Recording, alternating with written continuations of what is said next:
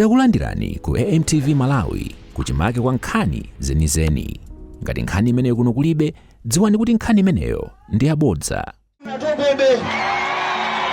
TBB waye! Bwana ino munachita kutumizidwa ndi Mulungu. TBB waye! Mawanga omaliza bwana. Mafuna ndauza chikangawa. Ngakhale mukutimanga. Ngakhale mukutipa. Chimene ife tikufuna. Tikufuna mafuta pa filling station. Chimene ife tikufuna chimanga kwa Duloki.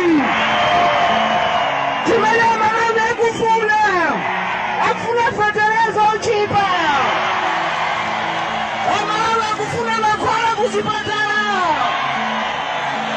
Bwana songano wanu wamatanyadira kwambiri. Anthu abwera pano bwana palibe hole yenyamula munthu omodzi.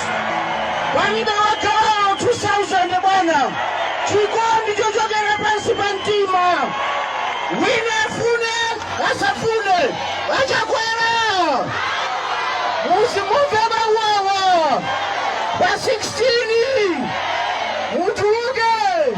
APM akubwera kuzalowa kumpanda. TBB waye! Osayiwala kupanga subscribe ku channel ya AMTV Malawi.